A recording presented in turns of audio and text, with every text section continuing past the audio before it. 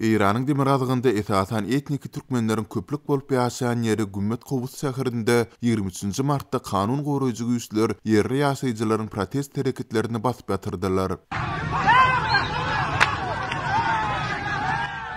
Gümmet Kobus şäheriniň ýaşaýjylarynyň närazylyk protesti 55 ýaşly bir adamyň ähtimal etnik türkmenlerden bolan 2 ýaş gyzy garşy jinsy gatnaşyk etmegi bilen baglanyşykly ýüze çykypdyr. Türkmenistan bilen serhetleşýän Gülistan vilayatyndäki Gümmet Kobusda gozulanylar çarşamba güni yerli häkimetler 7 we 8 ýaşly ýaş gyzlary jins taýdan zorlamakda aýplanýan adama hiç bir çäre görmäninden soň başlanypdyr. Azatlyk bilen habarlaşan yerli ýaşaýjylaryň aýtmagyna görä, gyzlar etnik türkmenlerden bolmaly. Häkimetler ol adamyň milletini açyp görkezmeýärler. Ýöne 370 000 adamlyk şäheriň etaty bölegini emele getirýän yerli türkmenler onuň etniki İranlydygyny öňe sürýärler. Ýüze çykan biduýunçylyklardan soň yerli ýaşaýjylaryň aýtmagyna görä, howpsuzlyk güýçleri protestleri basyp ýatyrmak tynançygy bilen baglanyşykly çağlara jinsy taýdan zorlukda aýplanýan şol adamy tutuk edipdir. Sosial ulgamlarda ýerleşdirilen videoda İranyň howpsuzlyk güýçleri bilen ýüzbe-ýüz bolýanlaryň garşylygy görkezilýär hem türkmençe sözler eşidilýär.